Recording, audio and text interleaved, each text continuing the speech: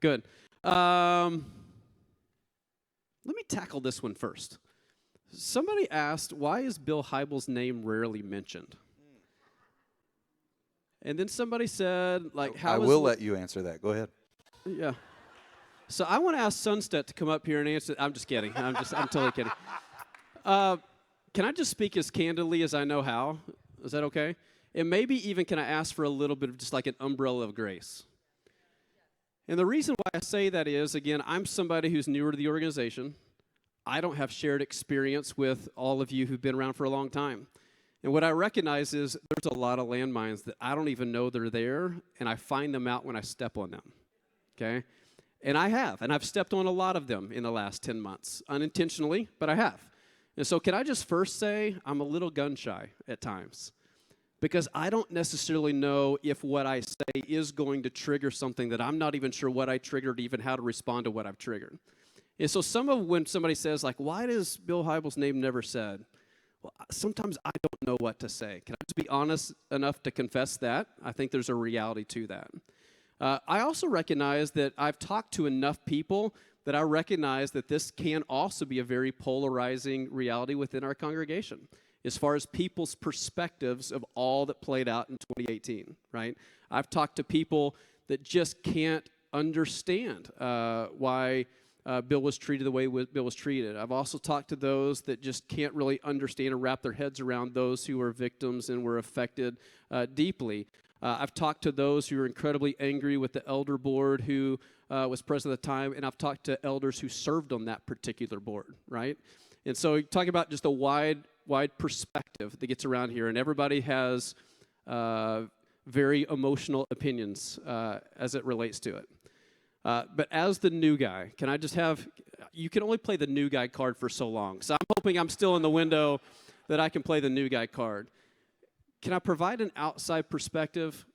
And can I say that, like, I might unintentionally hit a landmine in this moment, and that's not my intention or heart. And so if I hit a landmine, just come talk to me afterwards, and I'm sure that we can talk through it. And I hope you have enough invitation you can come here. So here's the outsider looking in. I don't know Bill. I've met him on 2 occasions. Both of my interactions with Bill Hybels were incredibly powerful, one of which was pretty personally life-changing. I could share that story with you later. So Bill had a very profound impact on my life, although I didn't know him. I didn't really know him personally, again, just had a couple, quick little encounters. So on one hand, what I would say as it relates to Bill, one could argue he was a once-in-a-generation leader. What God accomplished through the ministry here, through his leadership, the influence that God extended through Willow Creek under his leadership, it's unlike anything that I probably know. I don't know of another example around the globe, right? And it's a beautiful thing. And so sometimes we're hesitant to celebrate the history of Willow. Let's don't be bashful. God did some amazing things through the leadership of Bill Hybels and through the ministry of Willow Creek. We don't have to be bashful about that. It's beautiful, okay? At the same time, there was a shadow to Bill's leadership. And there were hurtful things. There's pain in a culture. In some senses, there is a wake of the leadership that is also incredibly hurtful. And I think that we have to acknowledge that, and we can own that. And so sometimes we want to have one without the other, and I think it's actually possible to hold both. I know their intention, but I think you can actually hold both. I really do. I got this line from Rick Warren. You may know him. He's the senior pastor at Saddleback out in California. And the Sunday that he came back after his son's passing, if you know Rick Warren's story, his son took his own life. And so Rick was he took some time away, obviously. And when he returned and preached that very first weekend, he said this about his son. He said, "In the garden of God's grace, broken trees bear a lot of fruit." I thought, what a profound statement, right? In the garden of God's grace, broken trees bear a lot of fruit. And I think that statement is applicable in a lot of environments. I think that statement's applicable in our environment, right? In the garden of God's grace, there's a broken tree that bore a lot of fruit. And I think it's okay to own both. And I think it's okay to uphold both. And one doesn't have to compromise the other. Does that make some sense?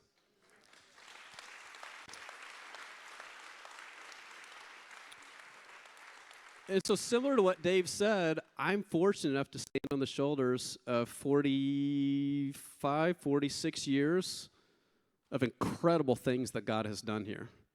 Our story has some pain as well. That's okay. God has this way of not wasting pain. And God has this way of redeeming things, and in our greatest scars can become our greatest strengths. And so we're leaning in Jesus to allow him to write that part of our story as we continue to move forward. You want to add to that at all? Wow. Wow, Shawn. Yeah, I think we need you to say that some weekend. We need you to say that some weekend. Yeah, you know, I mean, I don't know that I can improve upon it except to just kind of just fall in line with the things that you said. I agree with everything that you said. You know, I was 16 when I read Too Busy Not to Pray, you know, and ended up coming to Wheaton College in part because of its proximity to Willow, and, you know, and so, man, in God's garden, trees bear much fruit. Is it broken trees bear much fruit? Yeah, I love that. Yeah, I don't think you never speak his name again. I think at some point we need to talk about the history. We need to be able to celebrate the history. We need to, but I think timing and way, the way that we do it is what the newbies, are trying to listen to those of you who have been here. I know, for me, it was probably 5 months ago, and I was filming a message for the weekend, and I'm a little bit of a bull in a china shop. Okay, that's my personality, and so I'm thinking, hey, you know what? Open wounds got to scar over at some point, and we got to move. Let's go. Let's take the hill. Let's go on. And so I remember in a message, and I'm doing, and I'm looking in the camera, recording this for the weekend, and we had a studio audience. And it just occurred to me,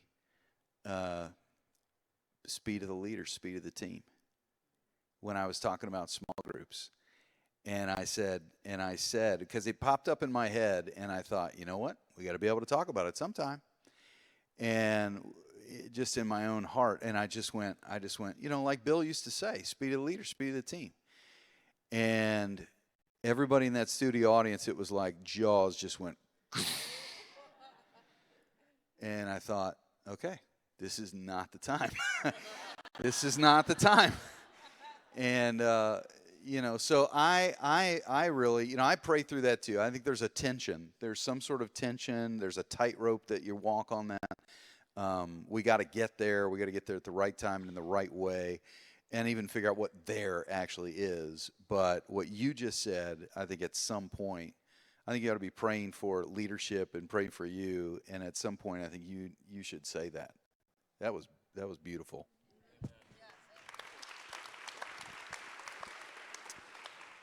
Well, I appreciate that. What's fascinating